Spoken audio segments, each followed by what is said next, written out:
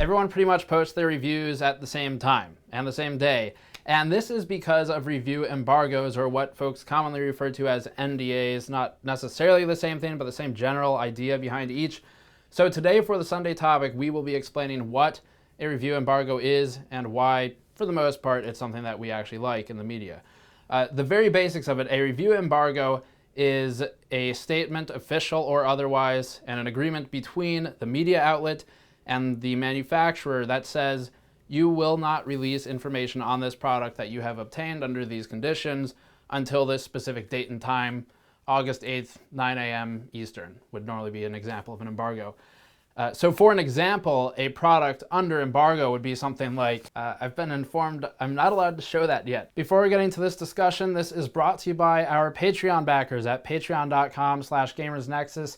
We had a goal there that was met not too long ago where I said, if you guys can help us reach this, we'll do more Sunday topics where it's talking about industry or things that drive me crazy or whatever that would hopefully be entertaining to watch. So that's what this is part of. Go to patreon.com/gamersnexus to contribute. Thanks to those of you who have done so already. So examples of things under embargo would include pretty much everything we've reviewed, at least in the more technical side of things. Video cards, CPUs, very occasionally cases, not too commonly. An embargo at its core is supposed to give us time to adequately test, review, and form an opinion on something so that we can post content that actually has substance and depth and value, as opposed to the alternative, which is all the media racing to be first. Bethesda very recently had their sort of controversial policy where they said, we're eliminating review copies, reviewers get it on the same day as the consumer, and it was under this guise of saying, well, it's only fair that reviewers have to wait to play it until the same day as consumers. That was plainly bullshit and just trying to move more copies of things by eliminating critical reviews prior to launch. Not going to go into that today, it's an old topic, but the idea is, well, first of all, speaking as a reviewer, or I should say speaking for myself as a reviewer, I don't care about getting the thing early for the status of having it early. I care about getting it early so I can work on it. It's not, the world is a lot different when you're not, in the sense of games, like with Bethesda's, trying to get a game early to play it, but you're trying instead to get it early so you can start developing content. It doesn't have the same meaning. There's a big disconnect there. So ignoring Bethesda for a moment, that would be an example of when embargoes are not present, and they probably should be, because something like a game, you need a long time to play it, beat it, form an opinion. But what happens without that embargo there? Well, what happens is all the reviewers go out, they buy the game or acquire it as immediately as possible, and then start working on content. So you might have 1 or 2 hours in the game, and you're already looking at this like, okay, how do I turn this into an article, into a video? Maybe they skip the review and instead do something like funny faces you can make in test 6 or whatever. Where the content is just kind of low depth, but it gets high views because it's first, and that's what matters a lot of the time when you're fighting for traffic, which drives money. The alternative is, of course, trying to pump out a review and doing it in a couple of hours, which is just going to overlook all kinds of things that could be bad. With hardware, it doesn't work quite so easily, because if you try to force a review without any time put into it, it will show. Benchmarking takes a while. Video card benchmarks take quite a few days at the least, depending on how in-depth we go. So that's the other question, is how long are these embargoes normally, and do they benefit us or the consumer or the manufacturer? From the manufacturer's perspective, they might want an embargo in place. In theory, they'll say it's for more in-depth reviews. I would have to imagine a lot of that is also just to align with specific launches, release dates, with competition, things like that. How do we release this product so that it best competes in the market against whatever the other people are making? But generally with video cards, we are given something like 1 week to review them, maybe 2 if we're really lucky, but it tends to be about a week if you count the weekend, and we always work on the weekends or any day really that it needs to be worked. So it tends to be about a week. CPUs varies a lot of the time. Just recently with Kaby Lake, I think we had Kaby Lake SKUs in December or November with the early motherboards. So that was a really long review time, especially for something that ultimately was kind of boring as a product. The 7700K didn't drive a lot of excitement. I think our review video for the 7700K has fewer views than our brand new AMD Ryzen news video. So that should tell you about how popular the Intel SKUs were for the last generation. That's just because they have somewhat stagnated, which is, again, not news. We've talked about that. But that was an exceptionally long time to review a product, and it's great because you can do things like, in our case, find the V-core issues on some of the motherboards, or look at temperatures in more depth than normally, or run different types of CPU benchmarks, like adding Blender into the benchmarking routine. Maybe you add H.264, 265 encoding, stuff like that. That time is very valuable. Now, companies will want to limit the amount of time they give you depending on how confident they are in the product. So if you are concerned that there are going to be more issues with launch, then you might want to give less time for reviewers to look at the product. Why would that be? Well, as a reviewer, it would be, I suppose, irresponsible would be the best word, to publish a review or criticism of something that contains information that is highly critical if we haven't had enough time to thoroughly research and investigate whatever we think is wrong with the product. So if you don't have enough time to research it, generally what happens is you say, okay, we're going to just have to shelve this and come back to it in a week or something when we've got more time to really dig into it and figure out if this is actually a problem or if this is a problem with our bench or a problem with our methodology or whatever. You have to wait till you're confident. And with a shorter embargo, that's going to happen more often, as opposed to with a longer embargo period. We have more time to work on it. We have more time to figure out, oh, this is actually a very valid concern. We should probably publish this and explain what's going on. So that would be one reason you'd have a shorter embargo, other than the most common reason, which is just the product's not ready. Okay, so let's cut away from some of the basic stuff. This is all very unstructured as usually for these types of videos, but and instead talk about the behind the scenes of what happens. Generally, agreeing to an embargo or an NDA goes like this. The manufacturer emails us and says, hey, we have some cool news for you. Can you agree to an embargo of this date and time? And I'll reply to them and say, I guess so. I'd really like to know more about what this news is, but sure, let's agree to that date and time and see what you have to say. So they'll give us the information, and then we sit on it until the date and time expires, and then what happens is generally a video, an article, or nothing will get published at that date and time. In the case of nothing, it's because it was inconsequential news. No one really has the time to look into it, so we've skipped it. But for the most part, that's the transaction. You'll notice there, I didn't say the one thing that seems to be a very common misconception among folks outside of the industry looking in, is that there's no generally agreement. There's no physical, we'll send you a contract and you sign this contract and it has all these clauses in it. That's really rare. There are a few times where I've gotten contracts that I've had to fill in a signature and email it back, and those are normally, it tends to be based on company more than product. So some companies will do that, whereas most of them that we work with just have an email simple agreement, yes or no, and it's built on trust. The whole industry, for the most part, with regard to this topic, is built on trust. If you really screw up and disrespect the embargo, they probably just won't work with you again. It's not like they're going to drag you through court or something. So there's not normally a contract, but embargo is generally the term that's used to refer to news embargoes, a ban on posting news until the embargo has lifted, whereas NDA more specifically would be non-disclosure agreement. Generally an actual contract is involved, but people kind of mix and match them.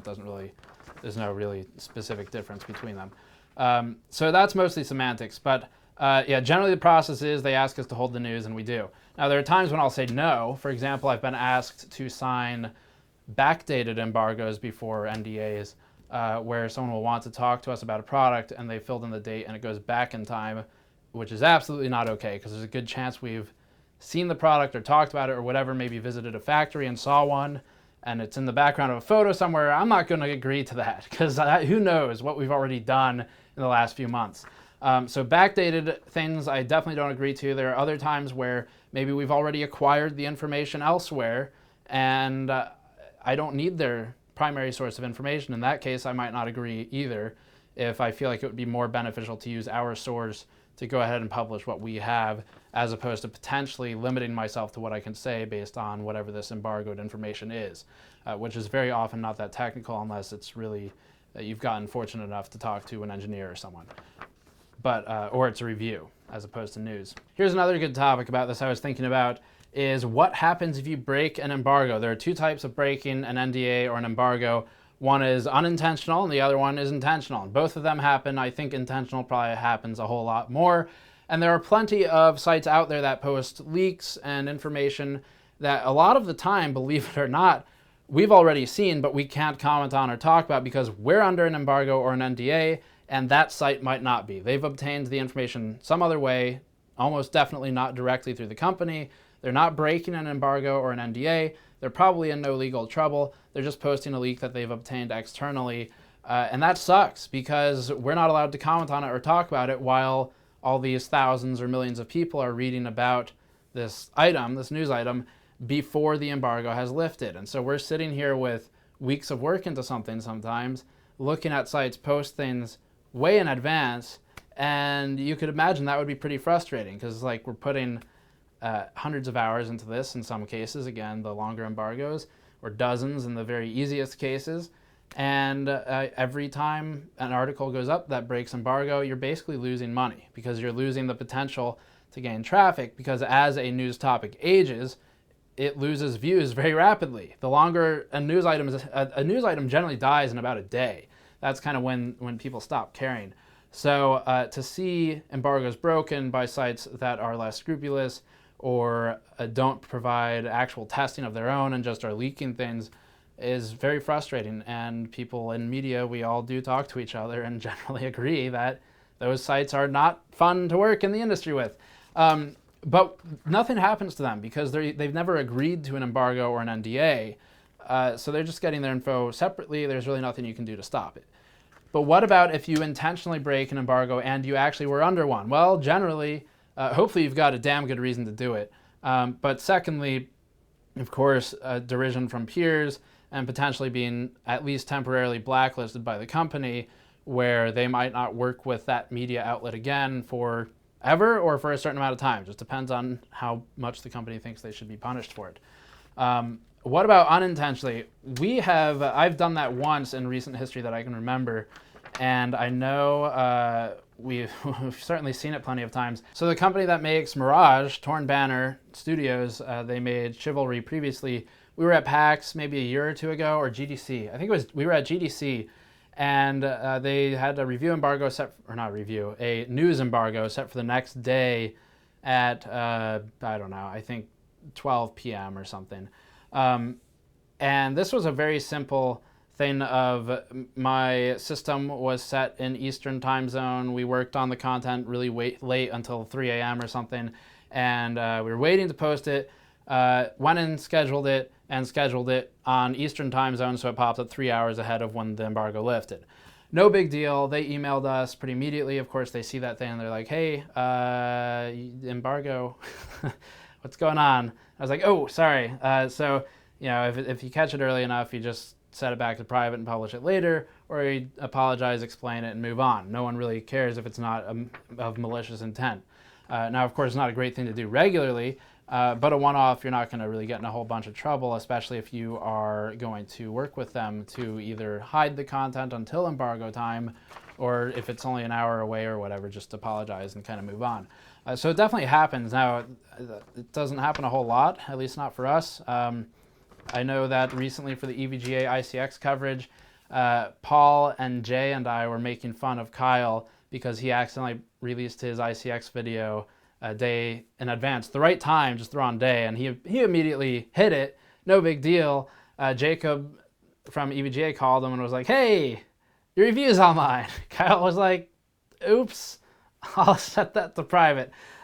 So, you know, we make fun of him, but I don't think, no hard feelings or anything. It's just a normal mistake. So break an embargo happens regularly. It's just a matter of was it intentional or unintentional, and should there be any consequences.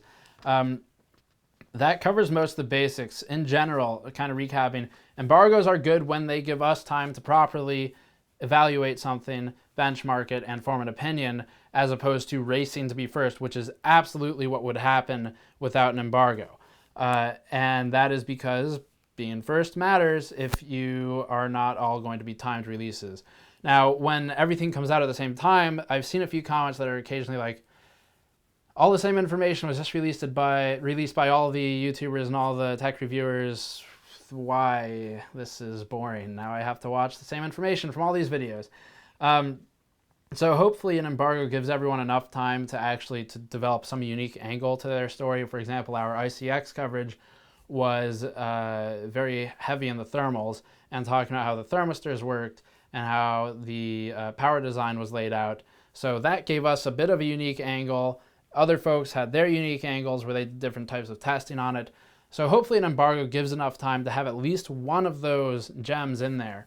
But otherwise, you basically you pick someone or a couple reviewers and consume the content, and you don't need to watch every single one. But yeah, of course, it's all released at the same time, but the idea is it sets a fair playing field. So rather than fight each other, again, to be first, we can produce depth. And this is kind of an issue you see with most news media, I think, today. But normally, it's not in a scenario where there's a product that can have a fixed launch time, date, and an embargo. It's if you have just breaking news, of course, everyone's going to tear each other apart to get to it first. So I think that kind of covers it. I'm sure there are a million more things I could say about this. I've been dealing with embargoes probably since 2008, so there are plenty of stories, plenty of caveats, things like that. In general, we would like them. There are very occasional times when I just flat out refuse because sometimes it's ridiculous. Like at CES, there were at least 2 instances where I had emails come in 12 hours before an embargo lift and say, hey, do you want to agree to this embargo? And you're sitting there at a convention center. Do you agree to this embargo? I've probably already gotten that information from someone else, and there's a very good chance we've already filmed something or are in the process of writing and publishing something. So the response to that is kind of like, screw you. No, you didn't give me enough time for this. Like, what am I supposed to do with that? There's a period of embargoes or NDAs where they become so short that all they're doing is constraining you and forcing you to avoid publishing something or reducing the amount of information that can be published, as opposed to providing time to analyze the information. So they're good and bad. It just comes down to the outlet and their ability to look at it and figure out if it is favorable for their viewers and readers or not. And at that point, they can make decisions on whether to agree or to modify the terms, which we also do quite regularly in the very few instances that there are written NDAs to agree to. But for the most part, it's just a simple, do you agree, yes or no, here's a date and time. So that pretty much wraps up the embargoes. I think that was plenty of depth. As always, check the site for more information, gamersnexus.net, patreon.com/gamersnexus to help us out directly. Subscribe for more. Thank you for watching. I'll see you all next time.